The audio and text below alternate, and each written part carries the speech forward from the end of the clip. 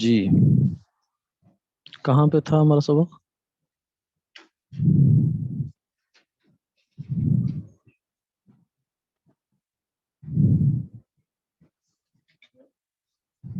صفحہ نمبر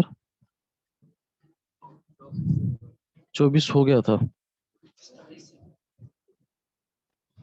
27 تو نہیں، 27 ابھی نہیں ہوا، ابھی 24 ہی ہے. 24 کے آخر سے ہوگا میرے خیال سے. نہیں، یہ بھی ہو گیا فرشتے والا. ہاں ٹھیک ہو گیا. 25 صفحہ نمبر 25 سے نیچے نچلا پیرا، آخری پیرا. نبوت کا خاصہ لازم وہی یہ مطلق ہے، خاص کتابی وہی نہیں. یعنی کچھ لوگوں نے یہ خیال ظاہر کیا جو کہ غلط ہے کہ نبی وہ ہوتا ہے جس پر کتابی وحی آتی ہے، اور کتابی وحی جو ہے نا صرف نبی پر ہی آ سکتی ہے، دوسرے پر نہیں آ سکتی. اور جبکہ دوسری وحی غیر نبی پر بھی آ سکتی ہے. تھوڑا سا مطلب تھوڑی پیچیدہ بات ہے. یعنی یوں سمجھیں کہ ایک بندہ اٹھ کر یہ کلیم کرتا ہے کہ مجھ پر وحی آتی ہے، اور وحی سے مراد وہ والی وحی نہیں، شہد مکھی والی بھی اور اس والی نہیں. وہ کہتا ہے نبی والی وحی آتی ہے، لیکن میں نبی نہیں ہوں، اور یہ وحی میرے اوپر کسی کتاب کی فارم میں بھی نہیں آتی، ریٹن فارم میں بھی نہیں ہے. تو یہ بندہ جھوٹ بول رہا ہے، کیونکہ یہ والی صفت بھی جو ہے نا کہ بغیر کتاب کے وحی آئے، یہ بھی صرف نبی کے ساتھ ہی ہے. ٹھیک ہے، یہ بھی نبی ہی کے اوپر ہوتا ہے. کیوں؟ اس لیے کہ بہت سے نبی ایسے ہوئے جن کو کتاب نہیں ملی. کتابیں تو چند ہیں، کچھ صحائف ہیں، مل جل کر 100 کے قریب زیادہ زیادہ بنتی ہوں گی، باقی تو سب نبی بغیر کتاب کے آئے ہیں. تو کیا باقی نبی اپنی امتوں کو کچھ نہیں بتاتے ہوں گے، گائیڈ نہیں کرتے ہوں گے؟ وہ کس بنیاد پہ کرتے تھے؟ اپنی رائے سے کرتے تھے. اللہ کی طرف سے جو ان کے اوپر وہی آتی تھی اسی سے کرتے تھے، نبی تو کرتے ہی وہی ہے. تو اس لیے اس سے گویا کہ دو نتیجے نکلیں گے اس بات سے. ایک یہ ہوگا کہ کوئی بندہ اگر یہ دعویٰ کرتا ہے کہ میں نبی تو نہیں ہوں لیکن میرے پر وہی آتی ہے، تو وہ بھی در پردہ نبوت کی دعویٰ کر رہا. ٹھیک ہے. اور دوسرا نتیجہ یہ نکلا کہ وہی جو ہے وہ صرف کتاب کے اندر بند نہیں ہے، ورنہ آپ کو ماننا پڑے گا کہ کتنے ہی جو انبیاء تھے ان کے اوپر وہی نہیں آئی. کیونکہ آپ یہ طے کر چکے ہیں، جیسے پرویز نے کہا، غلام محمد پرویز نے جو منکر حدیث تھا، اس نے کہا کہ کتاب وہی جو ہوتی ہے وہ تو کتاب کی صورت میں ہوتی ہے. تو پھر باقی نبیوں پر کیا آیا بھائی؟ واخر ان اپنی امتوں کو کچھ بتایا ہوگا نا. یہ تو نہیں کہ وہ انہوں نے کچھ بھی نہیں بتایا، دعوت دی ہے، چیزوں کی بتایا ہے، تو ان کے اوپر کو وہی آئی ہے تو بتایا انہوں نے. ٹھیک ہے. تو نبوت کا خاصہ لازم یعنی جو نبی کے ساتھ ہی ہو سکتا ہے وہ کیا ہے کہ اس پر ہر قسم کی وحی آ سکتی ہے، کتابی بھی غیر کتابی بھی. ٹھیک ہے، یہ مطلب ہے اس ہیڈنگ کا. وجہ یہ ہے کہ قرآن پاک سے ثابت ہے کہ نبی اور رسول کو بعض احکام غیر کتابی ذریعے سے ملتے ہیں. باقی انبیاء علیہ الصلوۃ والسلام تو چلو دوسری بات ہے، لیکن خود حضور کے پاس جو احکامات آئے ہیں نا، قرآن یہ کہتا ہے کہ ہم نے دونوں طریقوں سے بھیجے ہیں. کہیں وہ حکم قرآن کی صورت میں آیا، کہیں حکم قرآن کے علاوہ صورت میں آیا، لیکن تھی وہ وہی، اور تھا حکم الہی، کیونکہ قرآن اس کو تسلیم کر رہا. جیسے دیکھیے مثلا وہ جو پرانی بات تھی نا، وہ جو اہلیہ محترمہ والی، اس میں تو کوئی کہہ سکتا ہے وہ تو جسٹ ایک انفارمیشن تھی کہ ایک خارجی معاملے کی، وہ تو کوئی شریعت کا حکم نہیں تھا. تو یہاں اب جو مثالیں آپ سامنے آنے والی ہیں یہ احکامات ہیں. مثلا پہلی آیت ہے سورہ بقرہ آیت نمبر 143 ہے، وما جعلنا القبلة التي كنت عليها الا لنعلم من يتبع الرسول ممن ينقلب على عقبيه. اور نہیں مقرر کیا تھا ہم نے وہ قبلہ کہ جس پر آپ پہلے تھے، مگر اس واسطے کہ معلوم کرے کون تابع رہے گا رسول کا اور کون پھر جائے گا الٹے پاؤں. ٹھیک ہے.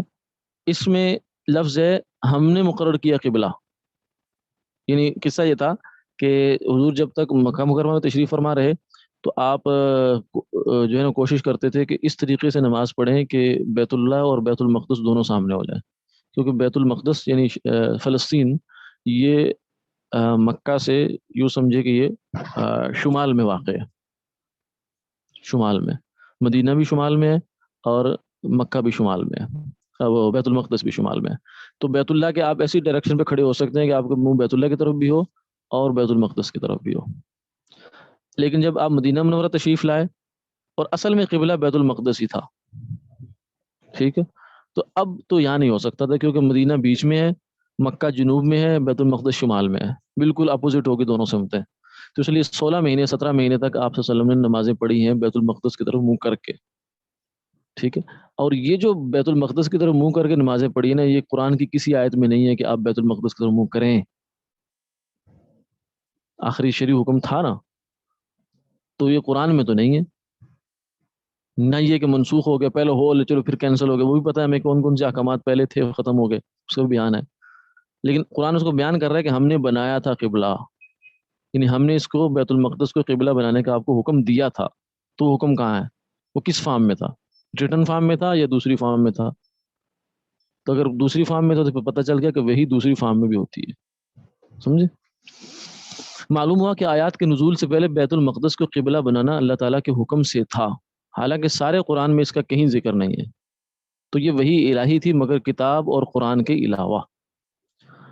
دوسری جو ہے وہ آیت سورہ صافات کی ہے، یا بنی انی ارا فی المنام انی اذبحک فانظر ماذا تری قال یا ابت افعل ما تؤمر۔ یہ ابراہیم علیہ السلام کی بات ہے۔ کہا اے بیٹے، اسماعیل علیہ السلام سے کہا دیکھتا ہوں خواب میں کہ تجھ کو ذبح کرتا ہوں، پس دیکھ تیری کیا رائے ہے؟ بولا اے باپ کر ڈالیے جو آپ کو حکم ہوتا ہے۔ حکم کے لفظ پہ ذرا فوکس کرنا ہے، ٹھیک ہے۔ عام مفسرین اس خواب کو حکم الہی قرار دیتے ہیں، وہ کہتے ہیں کہ خواب دیکھا تھا اور اس میں اللہ تعالیٰ کی طرف سے حکم تھا کہ آپ بیٹا ذبح کریں۔ حضرت اسماعیل علیہ السلام کا اس خواب کو ما تؤمر کے لفظ سے تعبیر کرنا اس کی دلیل قرار دیتے ہیں۔ اس بنا پر باپ اور بیٹے دونوں کسی ادنا تردد یا احتمال تعبیر کے بغیر مقدور بھر اللہ کے حکم کی تعمیل کرتے ہیں۔ محققین کی رائے یہ ہے کہ یہ خواب محل تعبیر تھا اور بیٹے کو ذبح کرنے سے مراد عزیز ترین جانور کی قربانی کرنا اور قربانی کی سنت قائم کرنا تھا۔ یعنی یہ تو ایک ضمنی اختلاف تو اس مسئلے میں ہے کہ حکم جو ہے وہ اسماعیل علیہ السلام کی ذبح کرنے کا تھا یا ایک قربانی تھی، چاہے وہ اسماعیل علیہ السلام کی ہوتی یا جانور کی ہوتی، کیونکہ عملاً پریکٹیکل ہوا جانور ذبح، اسماعیل علیہ السلام تو ذبح نہیں ہوئے۔ تو حکم جس چیز کا تھا وہ کیا تھا، اس میں پھر دو رائے ہوگی۔ بعض نے کہا کہ اسماعیل علیہ السلام کا تھا، لیکن مراد یہ تھا کہ بس وہ جب تیار ہو گیا تو اللہ تعالیٰ کی طرف سے حکم پورا ہو گیا، ٹھیک ہے۔ اور جو جانور ذبح وہ تو پھر شکرانے کے طور پر ہو گیا۔ اور بعض رات مفسرین نے یہ کہا کہ نہیں، اس میں شروع سے حکم جو تھا وہ تھا ہی جانور کی قربانی کا، لیکن اس کو دکھایا گیا تھا اسماعیل علیہ السلام کی قربانی کی صورت میں۔ لیکن یہ ایک مطلب سائیڈ کی چیز ہے، اس سے ہمیں فی الحال اس سے بحث نہیں ہے، اس لیے کر دیا تاکہ وہ کوئی خلجان نہ آئے۔ لیکن خاص ظاہری حکم مراد ہو، یعنی اسماعیل علیہ السلام کی قربانی مراد ہو یا جانور کی قربانی مراد ہو، کتاب الہی سے علیحدہ ایک حکم دیا گیا ہے، اصل مدعا یہ ہے، اور اس پہ وہ چل بھی پڑے عمل کرنے کے لیے۔ تیسری، یا نوح انہ لیس من اہلک انہ عمل غیر صالح، سورہ ہود آیت نمبر 46 ہے، اے نوح وہ نہیں ہے تمہارے اہل میں سے، اس کے عمل ہیں خراب۔ جب بعض احکام غیر کتابی وحی کے ذریعے سے مل سکتے ہیں تو کل احکام بھی فقط اسی طریقے سے ملیں، اس میں کوئی رکاوٹ نہیں۔ اچھا، یہ اس میں بھی نوح علیہ السلام کو جو بتایا تو نوح علیہ السلام پر کتاب تو نازل نہیں ہوئی، پیچھے ہم ذکر کر چکے اس بات کو، تو لہذا وہ جو بھی اللہ تعالیٰ کی طرف سے بات ہوئی ہے وہ سب غیر کتابی وحی کی صورت میں ہوئی ہے۔ جب بعض احکام غیر کتابی وحی کی اب نتیجہ کنکلوژن ہے، جب بعض احکام غیر کتابی وحی کے ذریعے سے مل سکتے ہیں تو کل احکام بھی فقط اسی طریقے سے ملے، اس میں کوئی رکاوٹ نہیں ہے۔ یہ تو اللہ کی اپنی حکمت ہوگی، مرضی ہوگی کہ وہ کبھی کتاب کی صورت میں بھی بھیجے گا، کبھی غیر کتاب میں بھیجے گا۔ بہت سے نبیوں پر اس نے کتاب اتاری نہیں ہے، کچھ پر اتاری ہے، تو ساتھ میں پیرالل دوسری وحی بھی کرتے رہے، کتاب بھی رہی اور وحی دوسری بھی رہی۔ کتاب کی صورت میں وحی کا ہونا تو اللہ تعالیٰ کی جانب سے زائد فضل اور نعمت ہے، یہ ایک اضافی چیز ہے، لیکن کوئی لازمی نہیں ہے کہ اللہ جس کو بھی نبی بنائے اس کو کتاب دیں۔ غیر کتابی وحی تشریعی بھی ہوتی ہے۔ اب اس سے آگے جو ہے وہ وہی جو نقطہ شروع میں عرض کیا نا کہ غیر کتابی وحی سے صرف انفارمیشن نہیں ملے گی بلکہ احکامات بھی ملیں گے۔ تشریع کہتے ہیں احکامات کو، شریعت کو، یعنی غیر کتابی وحی سے شریعت بھی ثابت ہو سکتی ہے۔ تشریع اصل میں تکوین کے مقابلے میں ہوتا ہے، تکوین کہتے ہیں جو معاملات کی خبریں ہوتی ہے کہ فلاں جگہ بارش ہوگی نہیں ہوگی کیا ہوگا، جس کو فرشتے مینج کرتے ہیں. اور تشریح ہوتی ہے جس کو انبیاء علیہ الصلوۃ والسلام لوگوں کے لیے بتانے کے لیے آتے ہیں کہ یہ کرو یہ نہیں کرو، یہ غلط ہے یہ صحیح ہے. تو بیت المقدس کی طرف رخ کر کے نماز پڑھنے کا حکم تشریح حالانکہ غیر کتابی ہے، تو حکم ہی تھا، نماز جیسی اہم چیز کا حکم تھا. ابراہیم علیہ الصلوۃ والسلام کے کو بیٹے کی قربانی کا حکم تشریح ہے لیکن غیر کتابی وحی کے ذریعے ملا. پھر ایک تیسری آیت مثال مزید ایڈ کریں اس میں، وہ یہ تھا کہ بنو نذیر کے محاصرہ کے وقت مسلمانوں نے ان کے درخت کاٹے.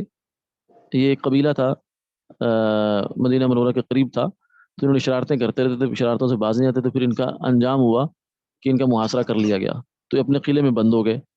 تو ادھر سے ان کی جو کھیتیاں تھیں وہ حکم دیا حضور نے کہ ان کو جلاؤ تاکہ یہ پھر باہر نکل آئیں.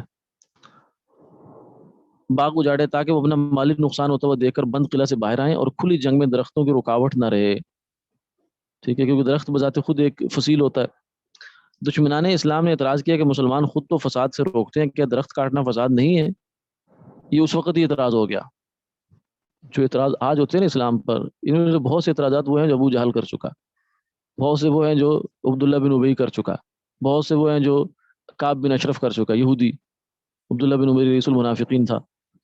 بہت سارے وہ اکثر و بیشتر وہی ہوتا ہے، کاپی پیسٹ ہو رہا تھا، مکھی پہ مکھی ماری جا رہی ہوتی ہے. چونکہ ہمیں پتہ نہیں ہوتا، ہم سمجھو یہ تو بہت عجیب بات ہوگی. تو یہ اعتراض اسی وقت ہو گیا تھا. اس پر اللہ تعالیٰ نے مسلمانوں کی تصویب فرمائی کہ یہ ہمارے حکم سے ہوا. فبإذن اللہ. اب آیت دیکھیے، ما قطعتم من لینہ او ترکتموها قائمة علی اصولها فبإذن اللہ. سورہ حشر آیت نمبر 5 ہے. جو کاٹ ڈالا تم نے کھجور کا درخت یا کھڑے رہنے دیا اپنی جڑ پر، سو اللہ کے حکم سے ہے. یہ بھی ایک تشریعی حکم تھا جو غیر کتابی وحی کے ذریعے سے دیا گیا، یعنی کرنے نہ کرنے کا کام تھا نا، محض معلومات نہیں تھی. رسول جو قرآنی احکام کی تفصیل بتاتے ہیں یا جو اجتہاد کرتے ہیں. اچھا، اب یہ ایک اور بھی کچھ لوگوں نے ایک بات کی، آج کل بھی کچھ لوگ کرتے ہیں، یہ وہ انہوں نے بھی جو منکرین حدیث تھے وہ بھی اسی بات کرتے ہیں. وہ کہتے ہیں کہ بھائی جو اس میں تو شک نہیں ہے کہ حضور صلی اللہ علیہ وسلم نے صرف قرآن ہی نہیں دیا، آپ کی بہت سی پریکٹیکل فیصلے بھی ہیں اور معاملات میں آپ کے فتوے بھی ہیں، رائے بھی ہے، سب کچھ آیا ہوا ہے. تو وہ بھی اپنی جگہ ہے، ہم اس کو مانتے ہیں کہ ہے، لیکن ہم اس کا جو سٹیٹس ہے نا وہ یہ طے نہیں کرتے جیسے کہ عام امت طے کرتی ہے. عام امت ان کو وہی مانتی ہے کہ حضور نے اگر کسی معاملے میں فیصلہ کر دیا یا کوئی اصول بیان کیا، وہ قرآن میں نہیں ہے حدیث میں ہے تو وہی ہے، تو اس کو مانا جائے گا جیسا کہ قرآن کو مانا جاتا ہے، لیکن درجے کے ساتھ. تو وہ یہ کہتے ہیں کہ قرآن تو ہے شریعت اصل میں. اب جو حضور کے فیصلے ہیں نا وہ یوں سمجھیں کہ وہ ایک نظائر ہیں. ٹھیک ہے، یعنی جیسے مجتہد فیصلہ کرتا ہے نا، قرآن کو سامنے رکھ کے اپنی ایک رائے قائم کرتا ہے کہ میرے خیال میں یہاں یہ حکم ہونا چاہیے، تو حضور نے بھی ایسے ایک رائے دی ہے. یوں سمجھو کہ حضور کا ایک بس لیگل اوپینین ہے، اس کو امت کو ماننا ضروری نہیں ہے. جیسے مثلا امام شافعی، امام حنیفہ، امام مالک کے 4 مجتہد ہوئے، تو اب امام شافعی کے جو پیروکار ہیں امام حنیفہ کو کے فیصلوں کو نہیں مانتے، ٹھیک ہے، فالو نہیں کرتے اس کو، تو اس سے ان کے ایمان اسلام پہ کوئی فرق نہیں پڑتا. ٹھیک ہے، اسی طرح سے منکرین حدیث یہ کہتے ہیں کہ ہم حضور کو ایسے ہی سمجھتے ہیں جیسے کہ امام شافعی، امام حنیفہ کے فیصلے، کہ حضور کی حدیث اور فیصلے بھی ایسے ہی ہیں. تو جیسے اس کو کوئی نہ مانے، اب کوئی بندہ کہتا ہے میں چاروں اماموں کو نہیں مانتا، ایسے بھی ہیں ہمارے یہاں لوگ، وہ کہتے ہیں میں چاروں کو نہیں مانتا، تو اس کو ہم یہ تو نہیں کہیں کہ تو غیر مسلم ہو گیا، دائرہ اسلام سے خارج ہو گیا. یہ تو ہم کہیں گے کہ تیرا یہ فیصلہ کم عقلی کا ہے، کیونکہ اس کے بعد تو کیا کرے گا؟ 4 اماموں کو نہیں مانے، خود امام بنے گا یا اپنا کوئی نیا امام بنائے گا؟ کیونکہ زندگی تو نے بھی گزارنی ہے. بھائی اگر آپ کہتے ہیں کہ میں اس وقت جتنے بھی برانڈ چل رہے ہیں گاڑیوں کے، ٹویوٹا کے، ہونڈا کے، سوزوکی کے، میں سب کسی کو نہیں مانتا، تو آپ کیا کریں گے؟ گدھیڑی پہ سواری کریں گے؟ کیا کریں گے؟ یا پیدل چلنا چاہیں گے؟ تو پتہ تو چلے کہ آپ کو آلٹرنیٹ کیا ہے. یہ جو کچھ لوگ امت سے اس وقت، امت کی مین سٹریم کی جو بڑی شخصیات ہیں، ان سے امت کو بدزن کر رہے ہیں لوگوں کو کہ اس میں بھی یہ غلطی، صوفیہ میں یہ غلطی، محدثین میں یہ غلطی، فقہا میں یہ غلطی، مفسرین نے یہ غلط کیا، فلاں نے یہ غلط کیا. بھئی یہ بھئی آپشن کیا ہے پھر؟ آلٹرنیٹ کیا ہے؟ تمہارے پیچھے لگ جائیں سارے. اس کا تو نتیجہ یہ نکلا نا کہ چاروں اماموں کو بھی مانا مانو. یہ تو تقلید ہے، تقلید شرک ہوتی ہے. سب غلط ہو گئے. اس کے بعد تو پھر کیا ہے آپشن؟ کیا ہے؟ یا تو تم کوئی نیا آلٹرنیٹ اچھا جنریٹ کر کے دو، تو تم خود ساری امت تمہاری طرف آ جائے گی. کیا ضرورت ہے سب کو جو ہے وہ چاروں اماموں کے پیچھے چلنے کی؟ تو یہ سب صرف نا جذباتی نعرے ہوتے ہیں، خوشنما باتیں ہوتی ہیں جو آدمی کو کانوں کو بڑی اچھی لگتی ہیں. لیکن تھوڑا سا آدمی غور کرے اور آگے پریکٹیکل لائف میں جا کے دیکھے بھائی. مثلا چار اماموں کے تو اس وقت پوری امت میں انہوں نے ایک سسٹم جنریٹ کیا ہوا ہے. آپ حنفی فقہ کو فالو کرتے ہیں، آپ کسی ملک میں رہتے ہیں، آپ حنفی مفتی کو پتہ کریں، وہاں جا کے زندگی کا ہر مسئلہ پوچھ لیں اس سے. ٹھیک ہے.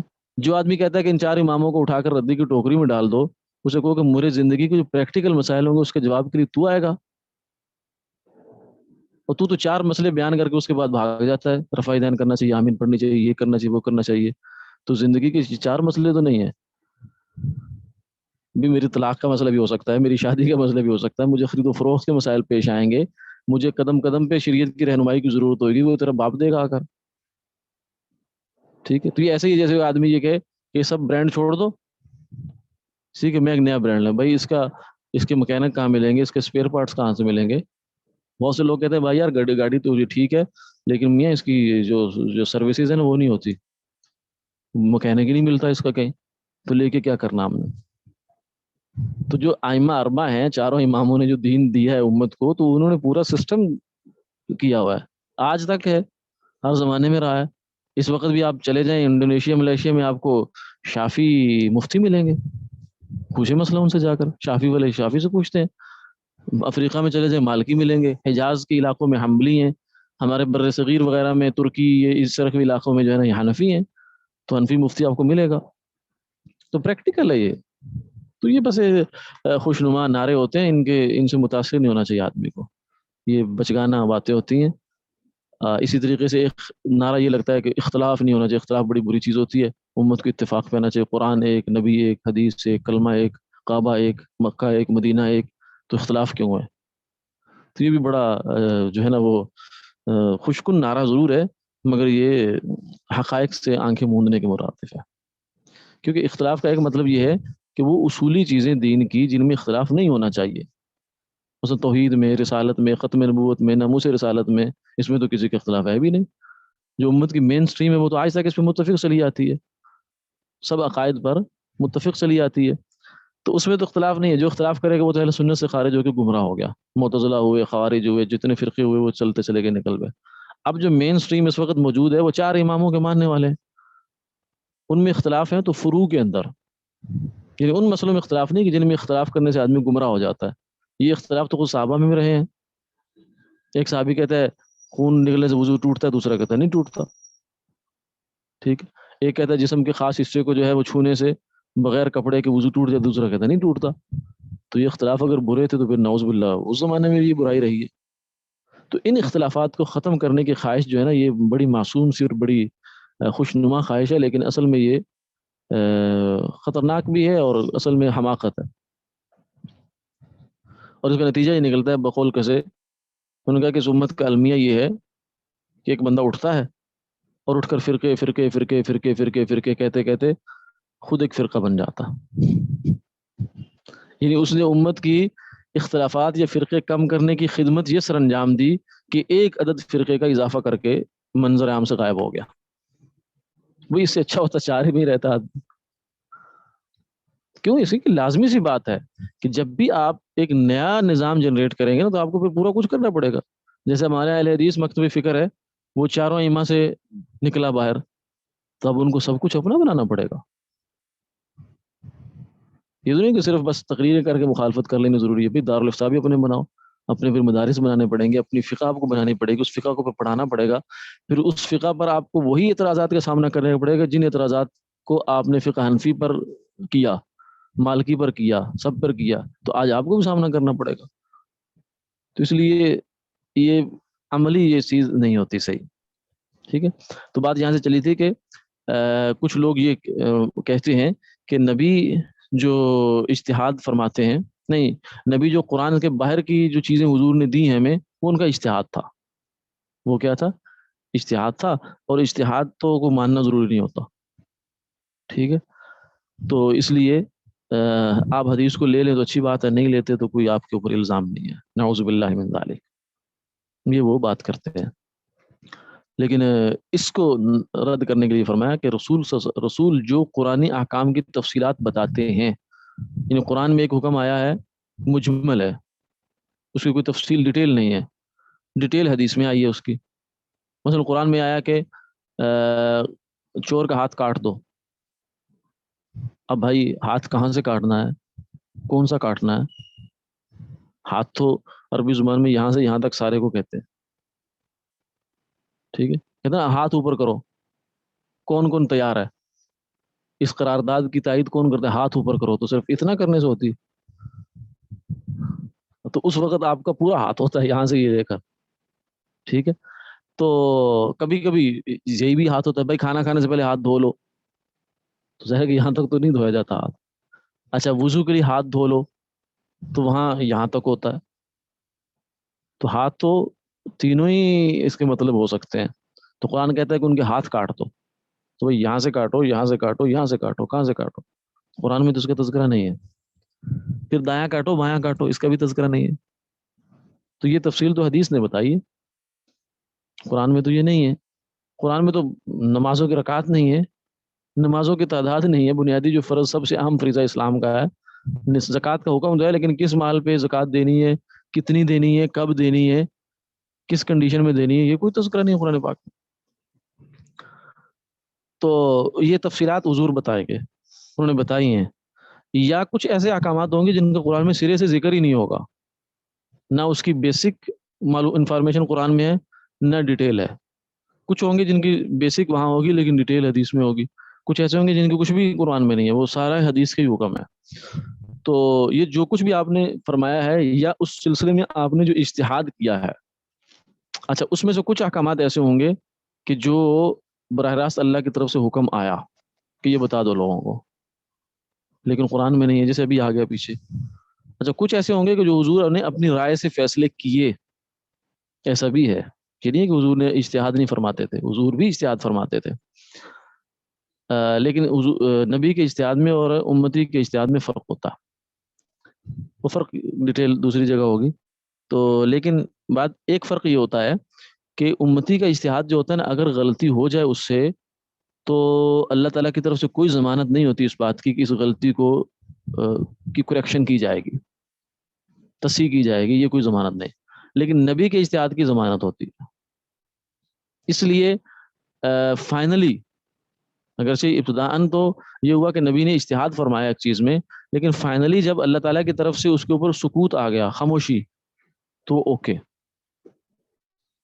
ٹھیک ہے، یا اللہ تعالیٰ نے اس کے اندر کوئی چینج کر دی کہ اتنی بات تو ٹھیک ہے لیکن یہ تبدیل ہو جائے گی، تو یہ تبدیلی بھی کر دی، تو پھر بھی وہ نتیجتاً کیا ہوا، وہی بن گئی، ٹھیک ہے۔ نبی کے اجتہاد میں بھی بات ہوتی ہے۔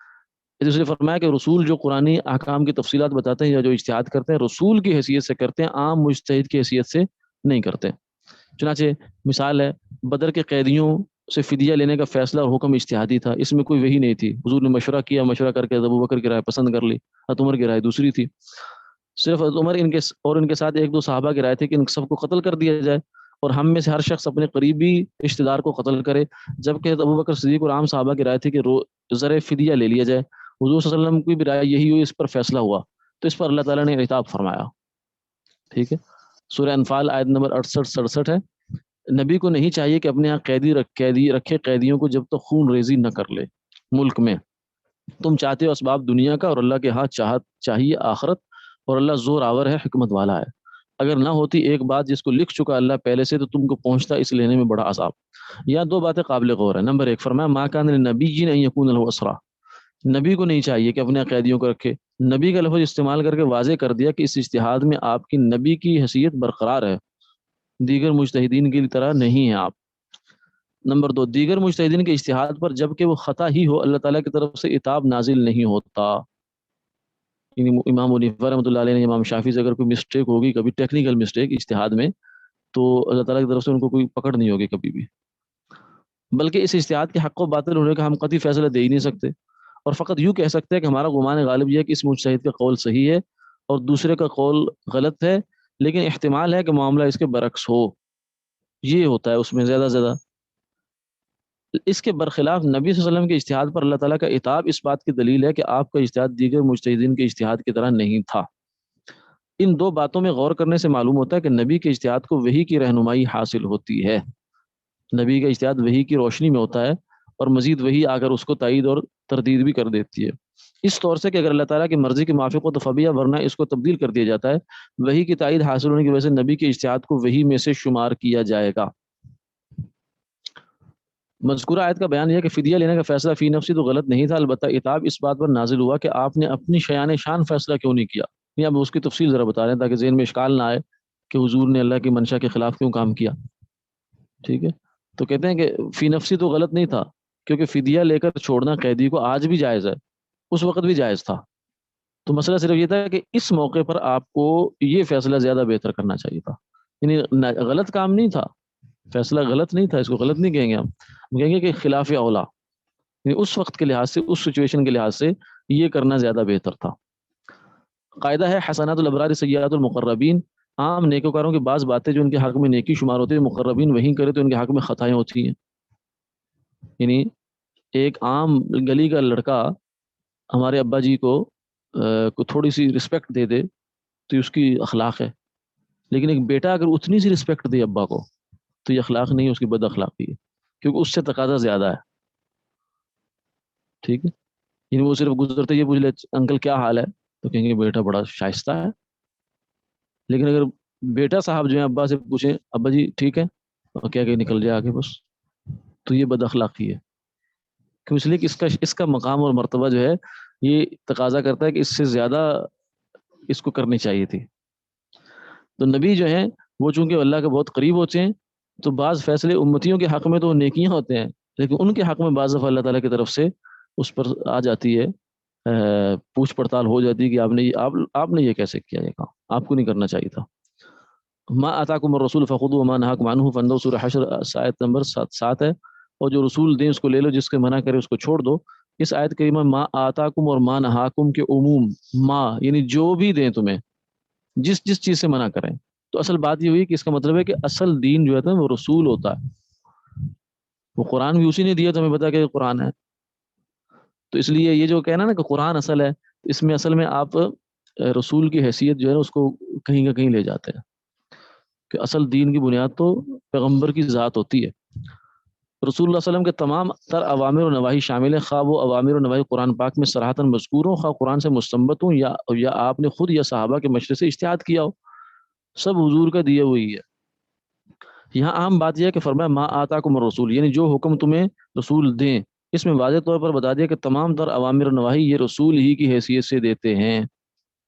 ٹھیک ہے، اس وضاحت سے منکرین حدیث کے اس فکر کا رد حاصل ہوتا ہے کہ قرآن پاک میں دیے گئے اصول و اقدار کی اساس پر مسلمانوں کے مرکزی اتھارٹی یا مرکز ملت ہر دور میں اپنے حالات اور تقاضوں کے مطابق قوانین کی جدید تشکیل کرے گا۔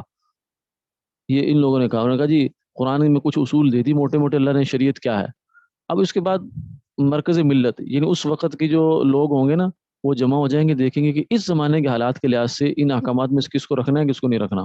مثلا اس زمانے میں 5 نمازیں تھیں، ٹھیک ہے، اس زمانے میں اگر آپ کو لگتا ہے کہ انڈسٹریل ایج میں ہم داخل ہو گئے ہیں تو 5 نمازیں تو ذرا مشکل ہوگی، بیچ میں ملازموں کا جانا آنا عصر ظہر میں، تو ایسا کرو اس کو دائیں بائیں شفٹ کر دو، کیونکہ اتنا آپ کو اختیار ہے، کیونکہ وہ شریعت تھی اس زمانے کے لحاظ سے، اور اب شریعت کو ہم نے جو ریفارم کرنا ہے اس زمانے کے لحاظ سے، تو مرکزی اتھارٹی جو ہے اس کو یہ اختیار حاصل ہوتا ہے۔ یہ منکرین حدیث یہ کہتے ہیں کہ وہ قوانین کی جدید تشکیل کرے گا، اور مرکزی اتھارٹی کے اس کام کے اعتبار سے نبی اور بعد میں آج تک ہونے والے مرکزی حکمران یکساں حیثیت رکھتے ہیں۔ یہ کہتے ہیں کہ حضور نے اس زمانے میں جو شریعت بنائی نا وہ اس حیثیت سے بنائی کہ وہ ایک مجتہد تھے، ٹھیک ہے، اور اس کے بعد مجتہد اپنے اپنے زمانوں میں شریعت بناتے چلے آئے، تو تاریخ کے ساتھ ساتھ اسلام بدلتا رہا ہے، تو آج بھی اسلام بدلو۔ آج وہ کہتے ہیں مولوی جو ہے نا وہ اجتہاد کا دروازہ انہوں نے بند کر دیا اور اس پر اجارہ داری بنا کے بیٹھ گئے اور اسلام میں تجدید نہیں کر رہے، اور اجتہاد کا ان کا مطلب کیا ہوتا ہے؟ سود کو حلال کر دو، سود کو حلال کر دو، 5 نمازیں جو ہے نا اس میں تھوڑی سی کچھ ڈسکاؤنٹ دے دو، یہ مطلب ہوتا ہے بیچارہ۔ اس پھر آگے تفصیل آئے گی اجتہاد کا دائرہ کار کیا۔ اور آپ صلی اللہ علیہ وسلم کے قرآن میں صرف فرق یہ رہتا ہے کہ آپ کو کتاب اتارے جانے کے لیے واسطہ بنایا گیا، یہ نبی کی حیثیت صرف اتنی رہ گئی کہ وہ صرف ایک کتاب بھی آپ کو لا کر دی انہوں نے بس، ورنہ اس کے علاوہ اس امام ابو حنیفہ میں اور